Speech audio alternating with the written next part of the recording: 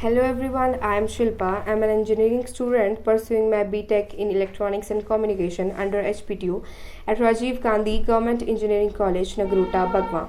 So today I am here to give industrial training presentation that I have been doing from Solitaire Infosys Private Limited, Mohali, Punjab.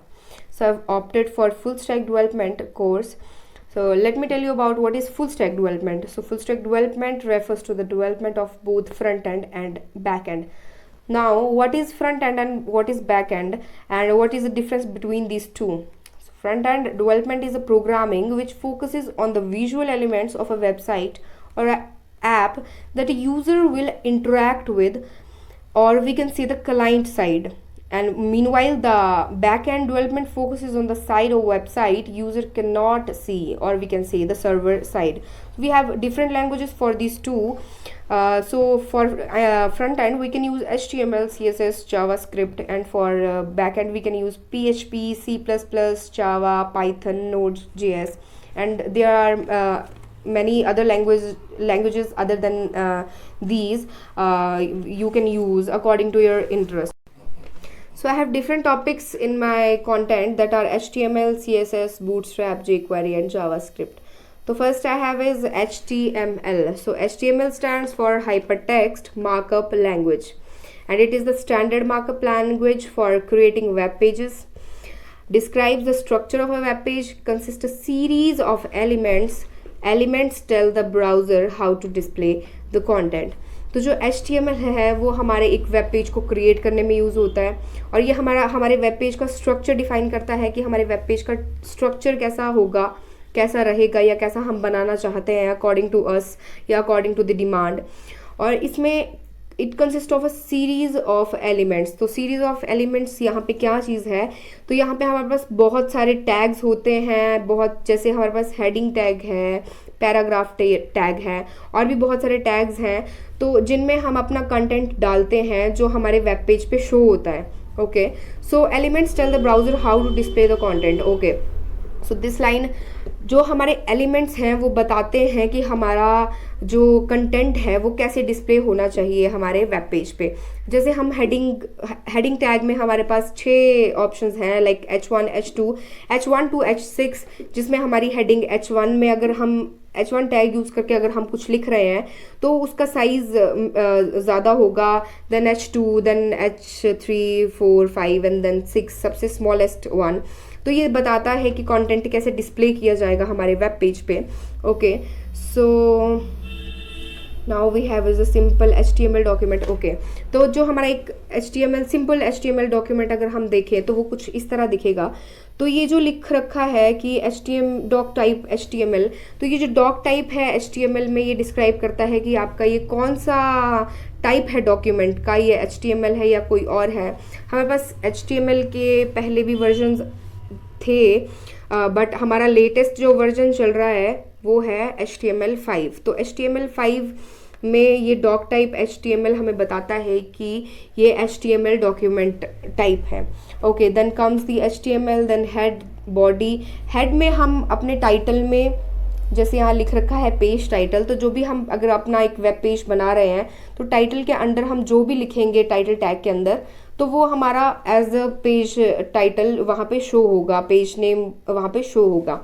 Then comes the body. तो body में जैसे हमने यहाँ पे एक H1 लगा रखा है, एक P है, P टैग है, तो ये हेडिंग टैग है और पैराग्राफ टैग है. तो हम बॉडी में कुछ भी टैग्स, कुछ भी हम कंटेंट इंसर्ट कर सकते हैं. हम इमेजेस इंसर्ट कर सकते हैं, वीडियोस इंसर्ट कर सकते हैं, या कुछ भी जो भी हमें अकॉर्डिंग टू द डिमांड, हमें कुछ भी चाहिए according to the demand of web page.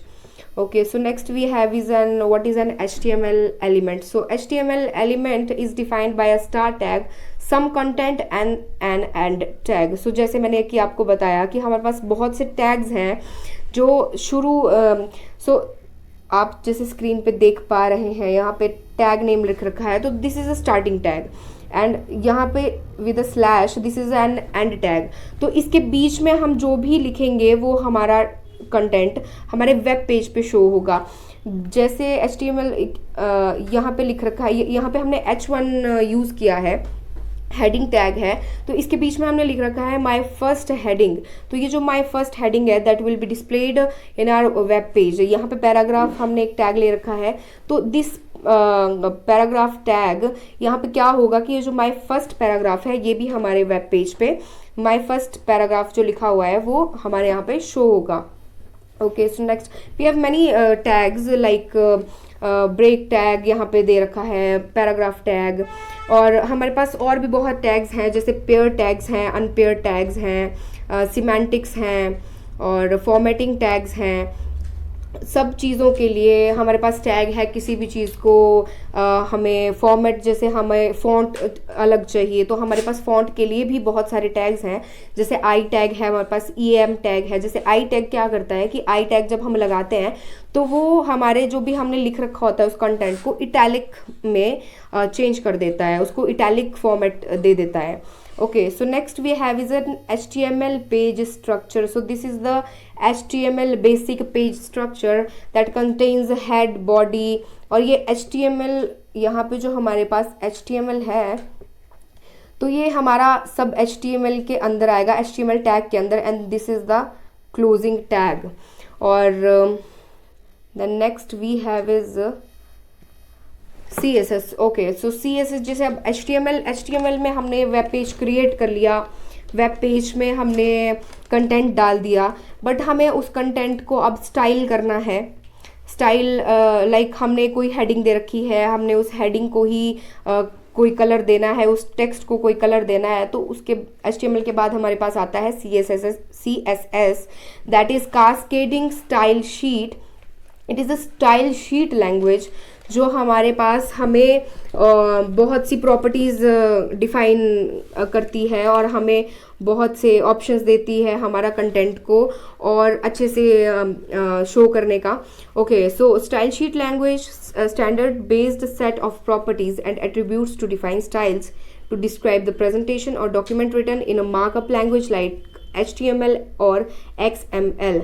Markup encoding defines the style of how things in paragraph tags appear, font, color, size, margin, etc. And what is cascading? Cascading is the rule to determine how to apply the markup that contains other markup. Okay, so जैसे कि हमने यहाँ पे देखा cascading style sheet में हमें अगर अपने कंटेंट को फॉन्ट, कलर, साइज या मार्जिन कुछ भी हम प्रोवाइड कर सकते हैं। जैसे कि आप यहाँ स्क्रीन पे देख सकते हैं, यहाँ पे जो ये H1 है हेडिंग, ये हमने टैग अगर हम लगाएंगे तो we have a property colour CSS के थ्रू, तो we have a property colour, और जैसे कलर का वैल्यू अगर हम रेड देंगे, जैसे यहाँ पे इन्होंने रेड दे के रखा है, रेड की जगह ऑरेंज, ब्लू कोई भी कलर देंगे तो जो हमारी हेडिंग टैग के बीच में जो भी हमने लिख रखा है वो उस so this was the old way, जैसे हम लिखते थे इतना सब लिखना पड़ता था, but with CSS, latest CSS हमें इतना सब कुछ नहीं लिखना पड़ेगा। और आप देख सकते हैं कि यहाँ पे लिख रखा है, अगर हमने पैराग्राफ में ही हमने प्रॉपर्टी दे दी है, और जैसे हमने हेडिंग में ही प्रॉपर्टी, हमने पीछे भी देखा, जैसे हमने हेडिंग में ही प्रॉपर्टी दी है जैसे कलर, और उसकी वैल्यू दी है हमने रेड, या हम कोई भी कलर यूज़ कर सकते हैं, तो हमारा वो टेक्स्ट कंटेंट वैसे ही शो हो जाएगा। Okay, so next we have is CSS syntax. Okay, so 3 elements to a CSS statement: selector, property and value. तो ये हम देख चुके हैं कि अगर selector is the टैग जिसमें हमें कोई प्रॉपर्टी डालनी है, एंड प्रॉपर्टी इज समथिंग जिसमें हम कोई वैल्यू देते हैं, जो हम अकॉर्डिंग टू अस जो भी हमें किसी भी इन द सेलेक्टर जो भी कंटेंट है उसको जैसे भी हमें मॉडिफाई करना है उसे, तो वैसा हम उसको प्रॉपर्टी देके उसमें वैल्यू डाल सकते हैं। Okay, so next I have is 3 CSS definition locations. Okay, basically तो ये क्या चीज़ है कि हम CSS को कैसे यूज़ कर सकते हैं, तो there are 3 ways: the inline, internal and external. So inline is the style attribute and the selector for inline CSS is the tag which contains the style, and the internal is the style markup tag. और external में हमें, जैसे यहाँ पे हमने link डाला है, तो हम इसे कोई भी एक्सटर्नल शीट, स्टाइल शीट को अटैच करने के लिए यूज़ करते हैं।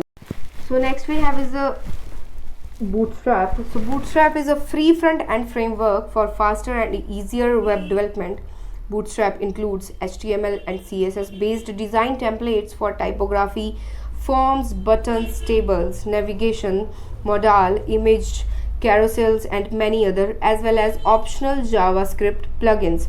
Bootstrap also gives you the ability to easily create responsive designs. Okay, तो जैसे कि हमने HTML में देखा, हम क्या कर सकते हैं HTML में, हम अपना वेब पेज बना सकते हैं, हम कुछ भी कंटेंट इंसर्ट कर सकते हैं. And then comes the CSS में हमने जो भी कंटेंट डाला है वेब पेज में, हम उसे स्टाइल कर सकते हैं, हम उसे फॉन्ट, कलर, साइज कुछ भी दे सकते हैं. Then comes the Bootstrap. जैसे हमें फॉर्म बनाना है, या हमें बटन इंसर्ट करने हैं अपने वेब पेज पे, या हमें टेबल बनाना है, नेविगेशन डालनी है, तो हम बूटस्ट्रैप यूज़ करते हैं. Okay, so now I have is bootstrap grids. तो बूटस्ट्रैप ग्रिड क्या होता है? तो जैसे कि आपकी एक पूरी स्क्रीन है, तो उसके 12 कॉलम बन सकते हैं. Okay, from left to right आपके सिर्फ 12 कॉलम्स बन सकते हैं, इससे ज़्यादा आपके पास कॉलम नहीं होंगे, तो आपको इन 12 कॉलम में ही काम करना पड़ेगा. सो क्या लिखा है इस पे? Bootstrap grid system allows up to 12 columns across the page. If you do not want to use all 12 columns individually, you can group the columns together to create a wider column.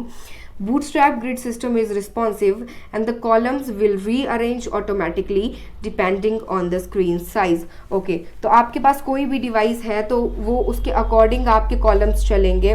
12 ही होंगे, but वो उसके according आपके 12 columns की space occupy करेगा. और अगर आपको 12 columns अलग अलग यूज़ नहीं करने हैं, तो आप उनको मर्ज भी कर सकते हैं. कॉल स्पैन, रो स्पैन, तो ऐसा भी चल सकता है. तो आप उन 12 कॉलम्स को एज अ 1 कॉलम भी यूज़ कर सकते हो, या अगर 12 है तो 12 अलग अलग भी यूज़ कर सकते हो, बट 12 से ज़्यादा नहीं हो सकते हैं. Okay, so next we have is a bootstrap tables. So bootstrap table, a basic bootstrap table has a light padding and only horizontal dividers. The table class adds basic styling to a table.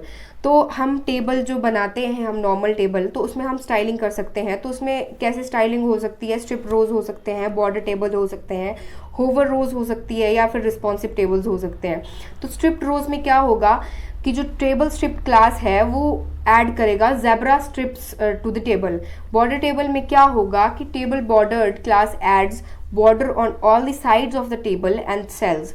Hover rows में क्या होता है कि the table hover class enables a hover state on a table rows. और then last we have is a responsive table. तो इसमें क्या है? The table responsive class creates responsive table. The table will then scroll horizontally on small devices. When viewing on anything larger than 760 px wide, there is no difference. तो responsive table बोलने का मतलब ये है कि अगर आप उसको किसी भी डिवाइस पे खोलते हैं, या अपने फ़ोन पे या लैपटॉप पे, तो वो अकॉर्डिंग टू द स्क्रीन खुलेगा. लैपटॉप पे खुलेगा तो वो उतना according to the screen of the laptop उसको ऑक्यूपाई करेगा स्पेस को. एंड अगर आप फ़ोन में खोलते हैं तो वो फ़ोन के हिसाब से आपके फ़ोन की स्क्रीन का स्पेस ऑक्यूपाई करेगा.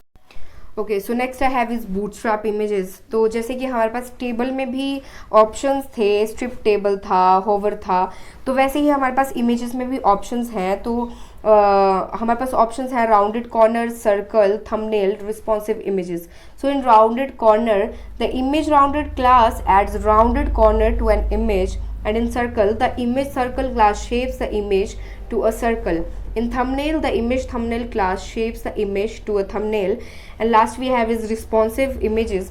So in responsive images, the images come in like images comes in all sizes, so do screens. Responsive image automatically adjust to fit the size of the screen. जैसे कि मैंने आपको table के लिए भी बताया कि कोई भी स्क्रीन लैपटॉप पे खोल लीजिए आप, अपनी साइट या फ़ोन पे खोल लीजिए, अगर वो रिस्पॉन्सिव है तो वो आप अकॉर्डिंग टू दी स्क्रीन वो फिट हो जाएगा, एडजस्ट कर लेगा खुद ही.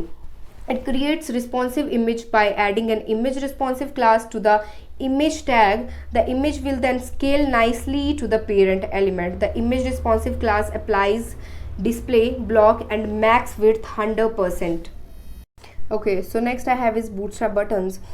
Button style. Bootstrap provides 7 styles of button with the following classes. Okay so जैसे कि आप देख सकते हैं यहाँ पे लिख रखा है ये BTN। तो ये BTN यूज़ होता है बटन इंसर्ट करने के लिए। और ये जो आप देख रहे हैं default, primary, success, info, warning, danger, link, तो ये सब कलर्स के नेम हैं in Bootstrap. Like danger is the red colour. तो अगर आपको बटन इंसर्ट करना है तो BTN यूज़ करिए। और अगर उसमें बटन का अगर आपको कोई स्पेसिफिक कलर चाहिए तो हम ये यूज़ कर सकते हैं, डिफ़ॉल्ट यूज़ कर सकते हैं, primary, success, info, warning, danger and link. Okay, so next we have is bootstrap button elements. Okay, the button classes can be used on the following elements: anchor tag, button and input. Next I have is jQuery. So jQuery is a fast and concise JavaScript library that simplifies HTML document traversing, event handling, animating and Ajax interaction for rapid web development. Next I have is why learn jQuery. So as it is written, write less and do more. jQuery is a lightweight, write less and do more JavaScript library. The purpose of jQuery is to make it much easier to use JavaScript on your website. jQuery takes a lot of common tasks that require many lines of JavaScript code to accomplish and wraps them into method that you can call with a single line of code. Okay, so next I have is the DOM tree. So let us start with the DOM tree. So what is DOM? What is the full form of DOM? DOM is document object model. It is an application programming interface, that is API, for HTML documents. It defines the logical structure of the document and the way a document is accessed or manipulated. A DOM tree starts from the topmost element, which is HTML, as you can see here, and branches out as per the occurrence and nesting of HTML elements in the document. Okay, so the topmost element we have is HTML, then we have head, body, title, meta information, then in body we have tags, heading tag, paragraph tag, then we have here unordered listing, then anchor tag, listing and then listing. So this is a DOM tree and defines the logical structure of the document and the way of a document is accessed or manipulated. Okay, so moving on to the next is JavaScript. Okay, so what is JavaScript? It is created by Netscape, originally called Livewire, then LiveScript, a client-side scripting language, as I have told you that it is used for backend. So created by Netscape, originally called Livewire, then LiveScript, the client-side scripting language. Client-side refer to the fact that it is executed in the client software that the viewer is using. In the case of JavaScript, the client is the browser. The server-side language is one that runs on the web server. Example, like I told you, PHP, Python, CSS, etc. Okay, so interpreted on the fly by the client. Each line is processed as it loads in the browser. Okay, so JavaScript is not Java. बहुत confusion होता है कभी कभार कि JavaScript and जावा एक ही चीज़ है, but no, completely different types of languages that just happen to be similarly named. तो जावास्क्रिप्ट क्या चीज़ है? Programs are interpreted in the browser and in Java programs are compiled and can be run as stand alone applications. तो this is the main difference between JavaScript and Java, that JavaScript programs are interpreted in the browser and Java programs are compiled and can be run as standalone applications.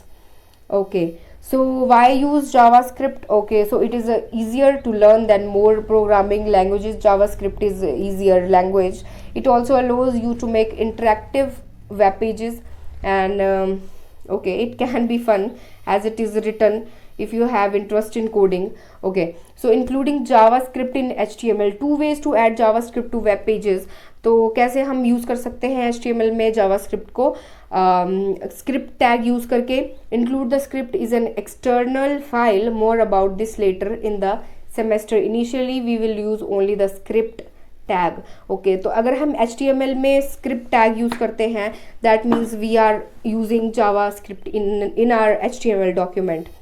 Okay, so you can see this is our HTML document and we have used JavaScript in HTML document.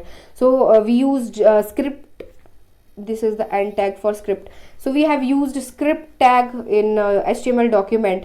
तो इससे हमें क्या है कि हम इससे जब भी हमें कहीं HTML डॉक्यूमेंट में स्क्रिप्ट देखने को मिल गया, मतलब हम यहाँ पे HTML डॉक्यूमेंट में जावा स्क्रिप्ट का यूज़ कर रहे हैं और हम उसके अंदर अपना कंटेंट लिख रहे हैं. So everything I presented in here is best to my knowledge. I may have left out some of the information, but I am still in my learning period. So thank you for listening. Thank you so much. So everything I presented in here is best to my knowledge. I may have left out some of the information, but I am still in my learning period.